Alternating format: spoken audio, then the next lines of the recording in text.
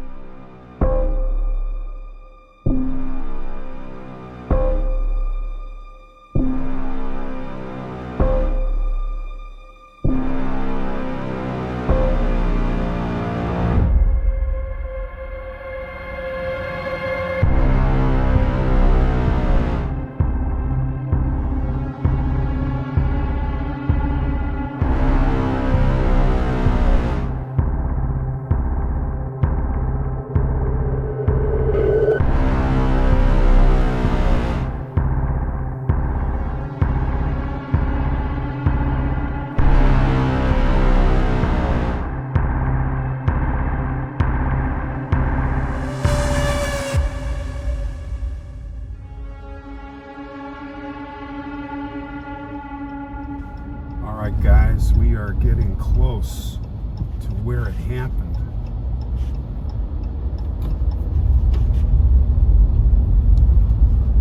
So I believe this is the land that Bob Miller owns. And this is a service road that we're going in. And let me tell you, he's got a bunch of artifacts that he's already found. Now, the family that he bought this off of, they were just farming the land for the last 70 years. So everything's the way it was. Okay, let's check it out.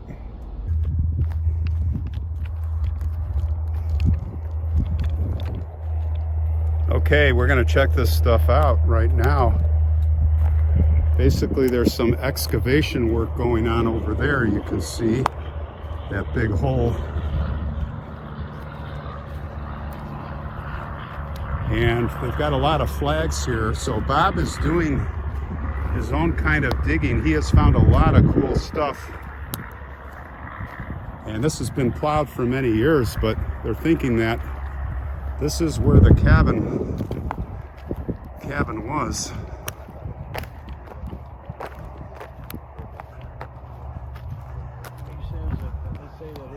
They could see the roof of his cabin over there. Hey, I wanted to introduce these guys. This is Don Richardson. Hello. He is from, where are you from, Independence? No, I live in Chanute, but I grew up in Cherryvale. Okay. And this is Bob Miller, and he is the owner of this land that we are standing on right now. And Bob was good enough to take us out here, and this is really interesting. So did you guys say, did you just find something? Look at this pottery. Yep. Look at that. So there is stuff scattered all around here. And you think there's a good chance that... Give an example, like right here. Look at that. It's just all laying out here. Look at that. You know, every time they plow, it just moves it, you know? Yeah. It just moves it around. Well, this has to be where the cabin was in the general area. You would tend to think so. Right? This sort of excites me when I find this. What is that? White. Look at that. White porcelain, Yeah. possibly. Look at that. He got chopped up. That is, Wow, cool. that is amazing. So I don't know why I didn't picture like the cabin. I pictured the cabin like up on a hill, and where are these mounds that they're talking about? Over here, the big hill there. Oh yeah, That's look the at one that. everybody calls, in quotes, Bender Mound. Bender Mound. You know, because it's close to the activity. Okay. And if you look over there, see that you actually see several, but see the two hills together? Way out there, yeah. That's what they call twin mounds. Okay. And the Osage Trail came between those mounds Okay. and went off in a southwest direction right across this property. And they built their cabin to face it. Right. And To get so- the travelers. Yeah. So that's where Literally. the trail ran right across here. So we are standing on the old Osage Trail. Near it. Near it. There's no. We don't know the exact There's position. No sign of it. We look for Google Earth and all. You know, like some of the other Santa Fe Trail. Well, maybe using LiDAR. We get a LiDAR. You get a LiDAR guy with the drone. Who knows? But look at this. So these flags you've got, are those just where you found stuff? That's where we found the metal, and we with the metal detector, and then dug, and it was about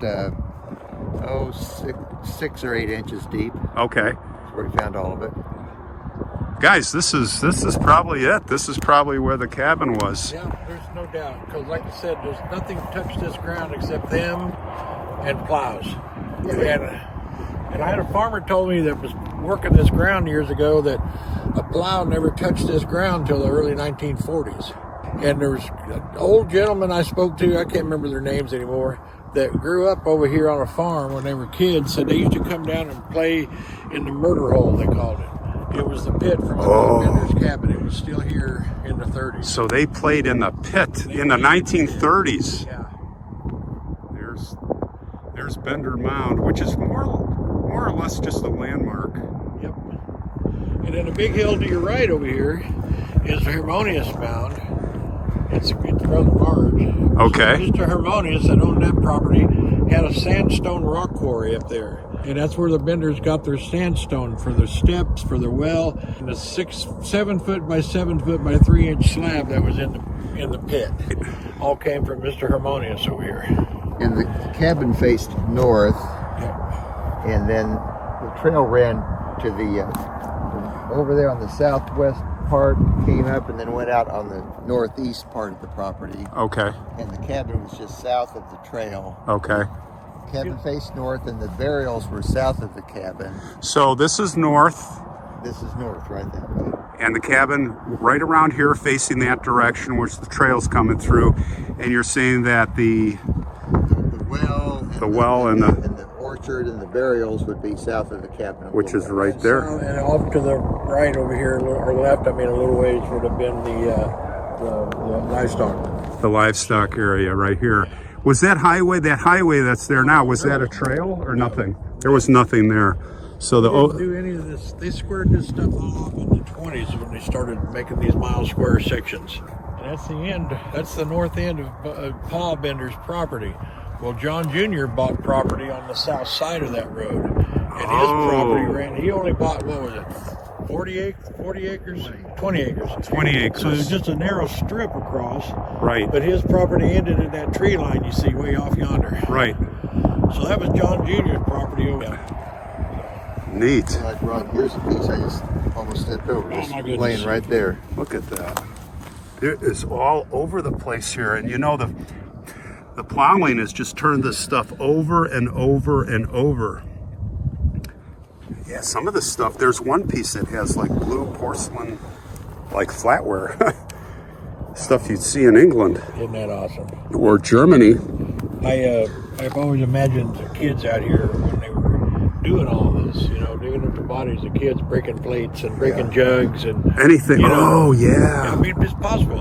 If these could talk, what kind of story could they could tell? Well, it just you blows couldn't my imagine. mind to know that they held these in their hands, you know. Right, the Benders. That's the exciting part for me. This was that their stuff. After all these years of studying this stuff, and now all of a sudden I'm touching something they had in their hand. Well, they operated for about 3 years, right?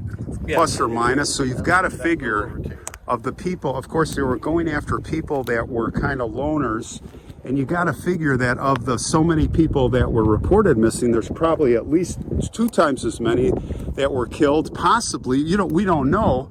There could be graves here, right? Well, I've always said that. It's not impossible to imagine that there's still somebody here. All right, let's lay it out here. Let's look at some of these artifacts. I'm gonna lift it. I'm gonna lift this bag. Look at this bag. This is filled with metal, guys. Oh, it's like gold bullion. Boy, you could do some curls. That's all his treasure right there. That is. Wait till you see this, guys. These are all artifacts from where the Bender cabin once stood. And like we were saying, just imagine the Benders held this. This was their stuff. Funny. Look at this glass. Oh my God, a spoon? Yeah. Is that a spoon? Oh my word. Look at that. A spoon.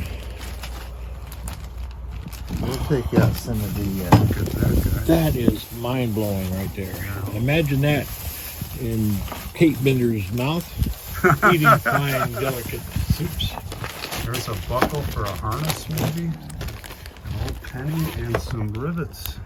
Better yet, imagine that. From a harness or bridle. One of the victims eating with that spoon. You know what? You're right.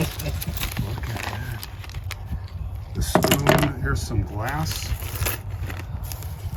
And this is the colored glass. Yeah, I want to see that. There, guys, there's this porcelain looking, looks like from dinnerware. And there's just a hint of that blue. It's kind of a blue. Oh, look at that piece. Holy cow. There it is from Germany, huh? The compound is from Germany. Yeah. Old porcelain. Guys, this was the Bender's flatware. This could be a plate that the victims were eating from when they were bashed on the head. And this very well could have been Kate Bender's perfume bottle. Oh yeah, look at the it's like a purple blue. Look at the colors. Yeah, let's take a look at this. This is the mother lode in here. Check this out. Look at this, guys. Holy cow. Now, there are all kind. I mean, you couldn't even begin to try to analyze what these things are. Some of these things you said could be from farm implements later, but this has been verified. Look at this nail, you guys. This nail was hand forged. It's been verified by a blacksmith. So this is from the Bender cabin. You know. Wow. Look at all this. Look at this. What's this?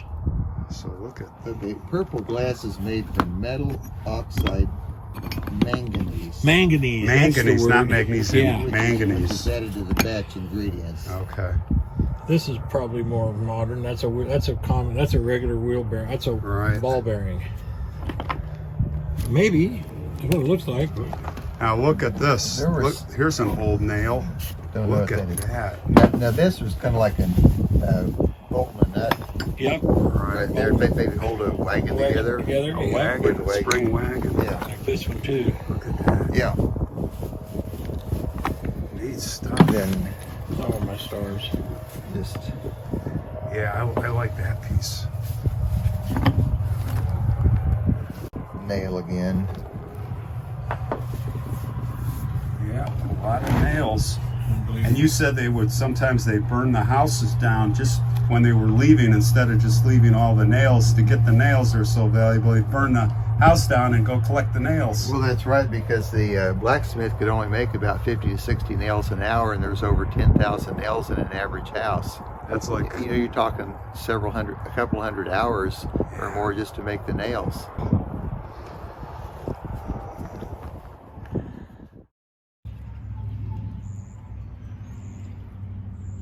all right, gang, we are at the Cherryvale Historical Museum, and we're gonna check out the artifacts.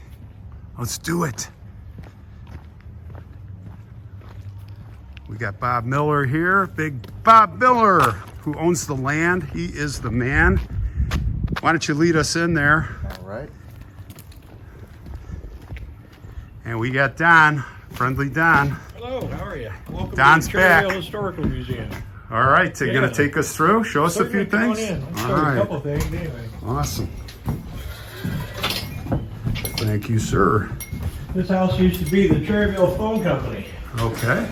The switchboards were in here back in the day, and then when they went out and got the new system, they sold this to the city, and well, actually sold it to the museum. We actually own this building. So, A lot of artifacts here. there's Look some at interesting this. things here. A lot of history in Cherryvale. Here's an interesting part. Oh, look at this old book. In February of 1901, Carrie Nation was spent the day or whatever the night. Carrie in the Nation, I know Commercial her. Hotel. Holy You know, cow, that's- where's her signature? That's her signature right there. Look at that, guys. Carrie Nation. For real. Yep. And it says Anthony. Oh, that's somebody else's signature? Yeah. Look at that. What was she doing around here? Well, what do you expect? Here's stomping her foot, I suppose, you know. Making, yelling and making trouble, right? That's what That she seems was to be doing. what she did. So. Boy, that picture of her. Yeah. I'll have to put it up, you guys. I used her picture in a previous Halloween episode of an ex-woman. Oh, And everyone's like, that's Carrie Nation. Oh, okay. Here's the Bender room. This is the Bender room. This is Let's go in. Look at still a this. work in progress. We Fantastic. have plans of redoing the hammer case and doing a pedestal here for So, the minutes, so you can just stand here and look at them. and look at the hammers. We'll see Oh, how that comes we'll along. look at the hammers last. Yes. Let's tell us you were telling me about this woman. There's a couple pictures over here that are purported possibly to be Katie. Yeah, this lady called us and asked us if we wanted this. She had this Bible that had belonged to Cole Younger's grandmother, apparently, or something along those lines. I may be wrong there, but anyway, she inside this Bible were 4 tintype photographs that this old lady, who was in her 90s, basically claimed that she was Kate Bender's great-granddaughter. And she was disgusted with the whole idea of being related to murderers. She wanted to get rid of this stuff, and she gave them to this other lady. Well, the lady found us on the internet and called us and said, would you like to have these? Oh. So she sent them to us. They're like 3-inch square tintypes. And we have them in a safe deposit box at the bank. But I took them and had copies made, and here's the pictures. This lady claims that this baby is her great-grandmother, and this is Kate and John Bender. And that's what she tells the tale as. Now, all the stories about Kate and John being brother and sister, even as a child, I imagine they were probably husband and wife. It just made more sense, Right. you know. And so perhaps there's no way to substantiate it, but that's the closest thing we have. Look at that. Yeah. That could be her. That could be Kate, very much so. And John, as far as that goes. Okay, let's hold the horses on this tour just for a second. This picture. Something striking about this picture. When I did the episode 1 and telling the full story of the Bloody Benders there in Glenwood Springs, Colorado, I was at the grave of Katie Bender, a Katie Bender there, and I was saying, I don't think this is her, because they surely would have changed their names, relocating after all these dastardly deeds that they did. But I look at this picture, and then I look at the picture of that Katie Bender, which can be traced through all the ancestry records there, Glenwood Springs area. And to me, they look similar. I can't say for sure, but really interested to see what you all think. But I look at the eyes, I look at the mouth, and this picture we're looking at here in the museum looks to be a young Katie Bender, the older one that was in Glenwood Springs. But we'll never know, but I'm interested to see what you all think. Because that's what this lady pretends, you know, that's who We're they working are. our way over here. That's the picture. I've seen this online, the old shack and the boards missing. Yeah, the souvenir hunters ripped off these boards. You can look, this is an interesting picture. If you look close, they've stuck a timber underneath and they've lifted the house off the pit. There's the edge of the pit. Right. Because they shoved it off so they could get down in it because of the stench that was coming out of it. They expected to find bodies, but what they were smelling was the rotten blood that had soaked underneath the sandstone. Clotted blood, floor. right? Yeah. And look at that, boy. Everybody's coming to hang out. Oh, it was a big deal. I mean, if you look at this is the Harper's Weekly newspaper. They had these wonderful wood print art. These artists, I'm an artist myself, and these wood print things just are mind-blowing. That's the scene. But if you look close here, you can see the twin mounds. Over here would have been the Big Bender mound, but here's the twin mound, and you can see the Osage Trail that came between them. Yeah, look at that. And it wound around a little bit, and then came across, and then went off to the south. Right on the trail. Yeah. This is looking at the front of the house, basically facing south. Here is the animal shelter off to the east, southeast of the cabin over here. Okay. And you see it again in this picture off, you know, this is looking east. Oh, yeah. And then this picture is looking northeast, I think. Okay. You can tell the front of the cabin had 2 windows and a big door, but the back had this door on the side. See, the door was offset, you know. So. Wow, what a story. And by the way, I see this is the book I read. Oh, yes. Phyllis de la Garza. They kind of slid Charles Ingalls into the story.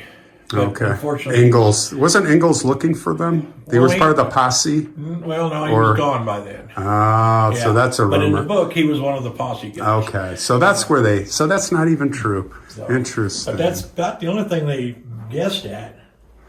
Interesting. These pictures of the old Cherryvale, the Bender Museum. Boy, that was a popular spot. And it got a lot of traffic back in the day. Had big signs out on the highway, 169 highway, and you come in and they had an exact replica of the inn. And all these creepy mannequins and with the hammers and stuff, you know. So inside, look at they actually. Yeah. So when I was a little kid, that was right straight across the street from the movie theater. Oh my gosh. So I spent a lot of Saturdays in there. Yeah. Oh, these are some great. There's the guy at the table. And the pit underneath. And the pit. Wow, that is interesting. And then in the mid-'80s or so, the high elite society of Cherryvale decided that we didn't need to be known for murderers, and they forced them to close the museum. Right. And a fellow up north by Dennis bought the house, bought it and took it up there. And we got a picture somewhere of him hauling it down the street with his tractor. Ah, darn it. Maybe they'll bring it back someday. Evidently, it's gone. It's gone. Now, here they are, and these are the hammers. These were picked up on the site on the day. Let's start with who this is the guy that's responsible. Leroy Dick. That's this gentleman here. He was there throughout the whole story, pretty much. Yeah.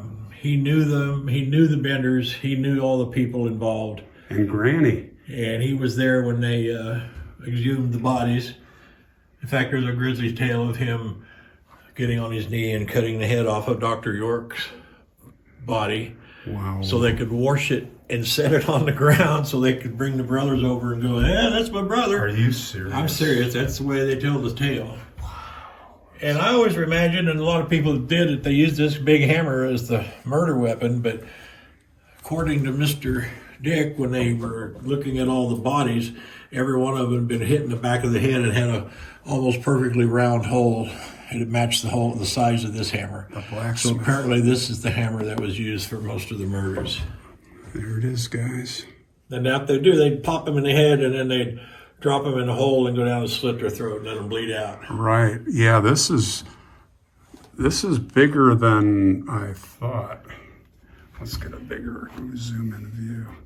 Yeah, those are good sized hammers. I had kind of thought they were small, you know, from the pictures online. But look at that, guys. That is the hammer that hit many heads. Put a lot of people completely out of commission. And up at the Kansas State Historical Museum in Topeka, right? They have they have a knife that was found in the clock inside the house when they ransacked the house. They found a knife. And then here are the drawings that somebody did. These are supposed likenesses, but who knows, right? It could be. I think Kate was a little too pretty. Yeah, who knows? Who knows if that's them? But these are the original drawings. Done, yeah, way back. I don't know. You see these on the internet a lot, but these are the... All right, guys, thanks for letting us go out there. That was really fun. You have a great day. Great. All right. Thank you. Okay, we're going to wrap the episode up here at Oakwood Cemetery in Parsons, which is also in Labette County. And we have just arrived. Beautiful gate here. Wanted to visit the grave of one of the victims, and we are in. Well, this is a very intriguing cemetery, gang. Very old, and I'm not going to be able to spend a lot of time here, unfortunately. We're going to go right to the grave because we have got a big storm coming from the north. It's basically hitting the whole country. Snowstorm Izzy, I think it's called. So we're gonna just focus in this area here, a veterans section. Look at this. Very nice. Look at these statues. Look at these statues. All the different services, different wars.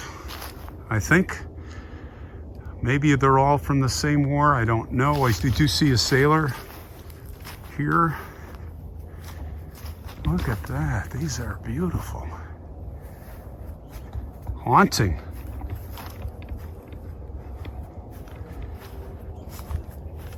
Look at that. That's the man that is loading the cannon. Yeah, I've never seen one like that before.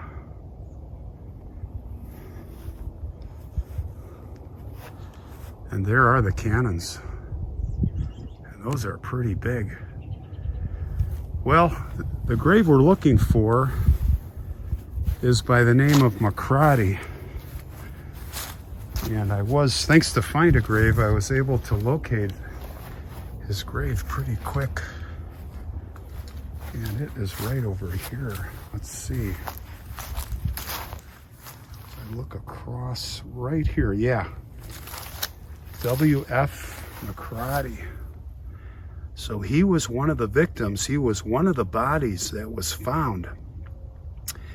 And as I understand it, he was heading or in Independence on some land trust or land agreement. He had business there, and going down the Osage Trail that cut right literally through the Bender's property, he probably stopped there for something to eat or some refreshments, or maybe he even stayed. So thank you for your service, everyone here.